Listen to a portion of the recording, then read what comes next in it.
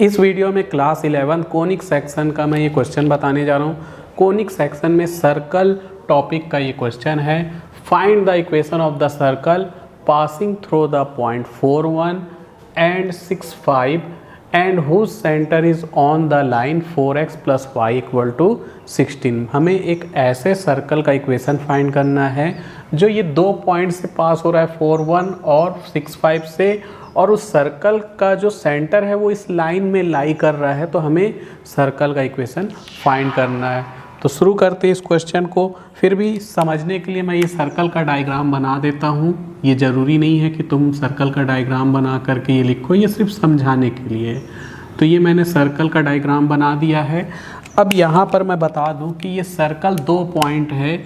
एक पॉइंट है 4 1 और दूसरा पॉइंट है 6 5। ये मैं कहीं भी ले सकता हूँ, ऐसा ज़रूरी नहीं कि मैं इधर ही लूँ। ये सर्कल जो है ये दो पॉइंट से पास हो रहा है, और साथ ही साथ ये सर्कल का जो सेंटर है, यहाँ पर जो सेंटर होगा वो एक लाइन पे है। लाइन का इक्वेशन, तो पहले लाइन बना देते हैं। ये लाइन जा रही है, इस लाइन का इक्वेशन है 4x + y = 16। ठीक, सर्कल है 6 5 और 4 1 पॉइंट से पास हो रहा है, और सर्कल का जो सेंटर है वो इस लाइन पे लाई कर रहा है। तो हमें सर्कल का इक्वेशन निकालना है। तो सबसे पहले हम अज्यूम कर लेंगे कि सर्कल का इक्वेशन क्या है। तो let the equation of circle, equation का सर्कल हम ले लेते हैं x² + y² + 2gx + 2fy + c = 0। ये सर्कल का जनरल इक्वेशन हम मान सकते हैं। ले लिए हमने इसका जनरल इक्वेशन। ठीक, अब हम यहाँ पर इसको लिख देंगे इक्वेशन नंबर 1, और इस सर्कल का जो सेंटर होता है वो -g - f होता है। तो इस सर्कल का जो सेंटर होगा, सेंटर -g - f होता है। ठीक, ये मालूम रखना है। तो सर्कल का इक्वेशन हमने ले लिया x² + y² + 2gx + 2fy + c = 0। ये तुम्हें याद रखना है, सर्कल का जनरल फॉर्म है। ठीक, सर्कल का एक और फॉर्मूला होता है, वो होता है x - h का होल स्क्वायर y - k का होल स्क्वायर = a² h के, जहाँ पे क्या होते हैं उसके सेंटर होते हैं और a क्या होती है, रेडियस। तो ये फार्मूला भी हम ले सकते थे, लेकिन हम इस फार्मूले के बजाय ये फार्मूला लेंगे। इससे क्वेश्चन आसान बनेगा। इसको मिटा देते हैं। तो चूँकि सर्कल पास हो रहा है पॉइंट 4 1 और 6 5 से, तो ये 4 1 और ये 6 5 इस इक्वेशन को सेटिस्फाई करेंगे। तो इसलिए क्या लिख सकते हैं हम, x के जगह 4 और y के जगह 1 रख देते हैं। तो ये हो जाएगा 4 का स्क्वायर 1 का स्क्वायर + 2g × 4 2f × 1 + c = 0। क्योंकि सर्कल 4 1 से पास हो रहा है तो हमने x के जगह 4 और y के जगह 1 रख दिया। वैसे ही सर्कल 6 5 से भी पास हो रहा है, तो हम x के जगह 6 और y के जगह 5 रख देंगे। तो ये हो जाएगा 6 का स्क्वायर + 5 का स्क्वायर + 2g × 6 + 2f × 5 + c = 0। ठीक, यहाँ हमारे पास दो इक्वेशन मिलने वाले हैं। ये 4 का स्क्वायर हो जाएगा 16 + 1 + 8g + 2f + c = 0। ये हो जाएगा 17। तो 17 + 8g + 2f + c = 0। तो इसको लिख सकते हैं हम इक्वेशन नंबर 2। ये हो गया हमारा इक्वेशन नंबर 2। इक्वेशन 1 तो सर्कल है, और इसको सॉल्व कर देंगे तो ये बन जाएगा इक्वेशन नंबर 3। 6 का स्क्वायर हो जाएगा 36 + 25 + 12g + 10f + c = 0। इन दोनों को ऐड कर दो तो ये हो जाएगा 61 + 12g + 10f + c = 0। ठीक, तो ये हो गया इक्वेशन नंबर 4। तो ये हो जाएगा इक्वेशन नंबर 3। अब क्योंकि क्वेश्चन में बोला गया है कि जो सर्कल का सेंटर है, सर्कल का सेंटर क्या होगा, -g - f। जब भी हम सर्कल का इक्वेशन ये लेते हैं x square plus y square plus 2gx plus 2fy plus c equal to 0, तो ऐसी कंडीशन में जो सर्कल का सेंटर होता है वो -g -f होता है, ये तुम्हें याद रखना है। तो यहाँ पे हमें याद रहेगा कि -g -f सर्कल का सेंटर है, और क्वेश्चन में बोला है कि जो सर्कल है उसका सेंटर इस लाइन पे लाई कर रहा है, तो यहाँ लिखेंगे because centre of the circle, centre of circle, तो सेंटर कौन है, सेंटर है -g -f, तो यहाँ ऐसा भी लिख सकते हैं centre -g -f lie on the line 4x plus y equal to 16। तो ये जो सेंटर है वो इस लाइन पे लाई कर रहा है, तो इसलिए हम इस सेंटर को इस लाइन में रख देंगे, यानी x के जगह हम -g रख देंगे, f के जगह और सॉरी y के जगह -f, तो ये हो जाएगा 4 -g plus -f equal to 16। थोड़ा सा इसको सही तरीके से लिख दो, तो -4g -f इक्वल टू 16, ये हो गया हमारा इक्वेशन नंबर 4। अब हम कैसे भी इक्वेशन 2, 3 और 4 को सॉल्व करेंगे, और सॉल्व करने के बाद जो g और f की वैल्यू आएगी उसे हम इक्वेशन 1 में रख देंगे, हमारा क्वेश्चन सॉल्व हो जाएगा।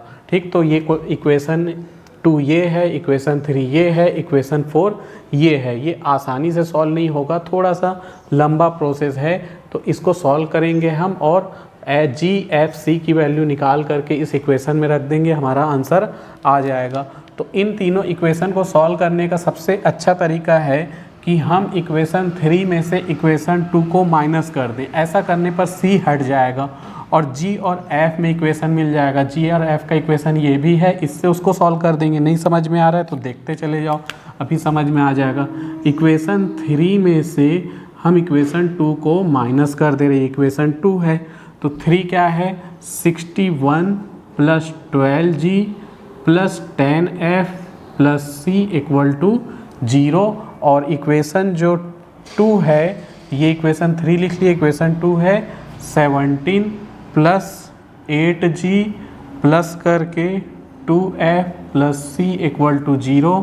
हम माइनस कर रहे हैं किससे, इक्वेशन 3 में से इक्वेशन 2 को माइनस कर रहे हैं। तो इक्वेशन 3 लिख लिए, फिर माइनस करके इक्वेशन 2 लिख लिए। तो ये देखो c से c कैंसिल हो गया और 61 में से 17 माइनस हो जाएगा, तो ये बचेगा 44। ठीक, 11 में से 7 गया 4, 5 में से 1 गया 4, प्लस करके 12g में से 8g गया तो 4g। यहाँ पे 10f में से 2f जाएगा तो 8f और c तो कैंसिल हो गया इक्वल टू 0। यहाँ 4 कॉमन निकाल सकते हैं हम, 4 कॉमन निकाल के उस तरफ भेज दें। ठीक, इसको देखते जाओ। तो इस इक्वेशन में हम 4 कॉमन निकाल लें, 4 कॉमन निकाल लेंगे तो हमारे पास बचेगा 11 प्लस 4 कॉमन निकल चुका है g प्लस यहाँ से 4 कॉमन निकल गया है तो 2f इक्वल टू 0। इस 4 को उधर भेज दो तो 11 plus g plus 2f equal to 0। ये हो जाएगा इक्वेशन नंबर 5। ठीक, यहाँ पे हो गया इक्वेशन 5।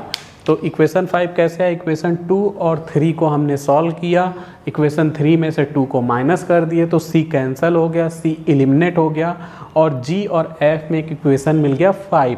अब हमारे पास ये इक्वेशन 4 है, ये भी g और f में है, तो इस इक्वेशन 4 और 5 को अब सॉल्व करेंगे। तो इक्वेशन 4 और 5 को सॉल्व करना बहुत आसान दिख रहा है। उसके लिए हमको क्या करना है, ज़्यादा कुछ नहीं करना है, हमें इक्वेशन 1 और 4 और 5 को बस ऐड करना है। तो अगर हम इसमें से 4 कॉमन नहीं निकालते तो ज़्यादा अच्छा रहता। क्यों ज़्यादा अच्छा रहता, क्योंकि देखो ये 4g पहले से है तो ये किया हुआ काम कोई मतलब का नहीं है। ठीक, हमारे पास यहाँ 4g पहले से आ रहा है तो इसी को हम इक्वेशन नंबर 5 ले लेते हैं और आगे चल के इक्वेशन 5 को इक्वेशन 4 में ऐड कर देंगे। तो ये हो गया इक्वेशन 5 और अब लिखेंगे इक्वेशन 4 प्लस इक्वेशन 5। ठीक, तो इक्वेशन 4 और 5 को ऐड कर देते हैं। इक्वेशन जो 5 है ये है 44 plus 4g plus 8f equal to 0। यहाँ हम कॉमन निकाल सकते थे लेकिन कोई फ़ायदा होने वाला नहीं था, क्योंकि यहाँ पहले से देखो -4g है, तो इसको लिख दो -4g, ठीक। 16 को चाहो तो इस तरफ भी भेज सकते थे या उस तरफ भी रहने दे सकते हैं। ये है -4g -f इक्वल टू 16। कुछ टीचर 16 को इस तरफ करके बताएंगे या कुछ 44 को उस तरफ भेज के बताएंगे। दोनों ही तरीके सेम है, बस तुमको बनाना आना चाहिए।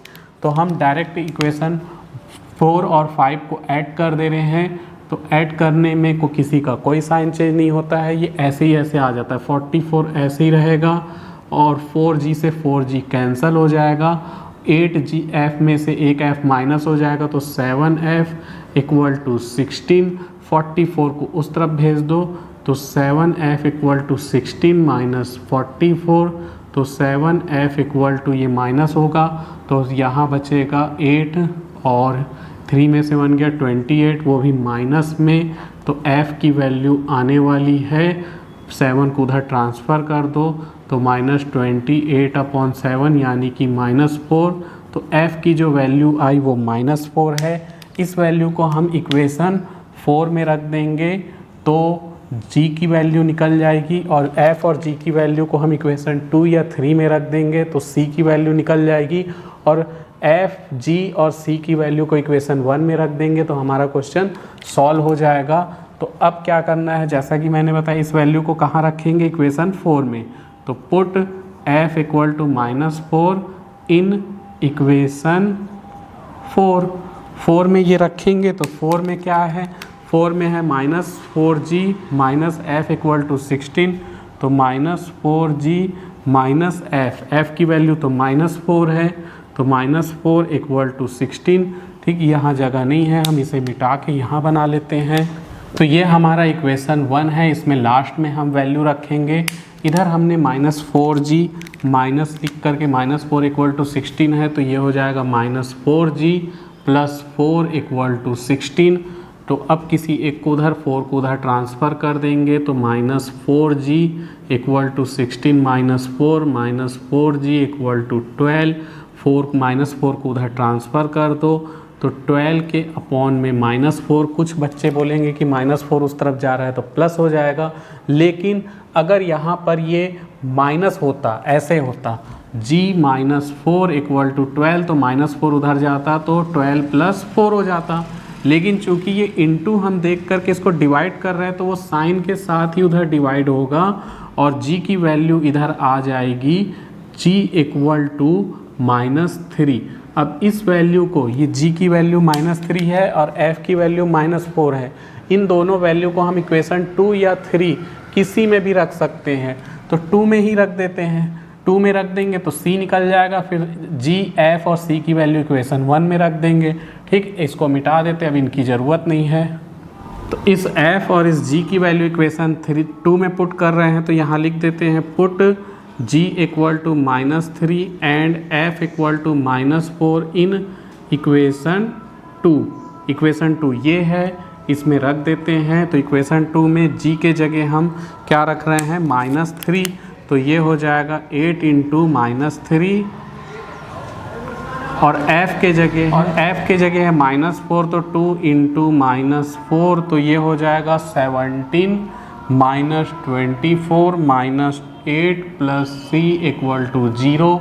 तो 17 में से 24 माइनस हो जाएगा तो ये बचेगा -7 -8 + c इक्वल टू 0। ये हो जाएगा -15 + c इक्वल टू 0। c की वैल्यू हो गई 15। तो c, g और f निकल चुका है। इन वैल्यू को हम इक्वेशन 1 में रख देंगे तो हमारा आंसर आ जाएगा। तो यहाँ लिखेंगे put this value in equation 1 we get x² + y² + 2। g की वैल्यू क्या है, -3x + 2। f की वैल्यू क्या है, -4। y + c की वैल्यू है 15 इक्वल टू 0। तो ये हो जाएगा x² + y² -6x -8y + 15 equal to 0 which is required equation of circle. हमें सर्कल का इक्वेशन फाइंड करना था, हमने सर्कल का इक्वेशन फाइंड कर लिया है। This is answer.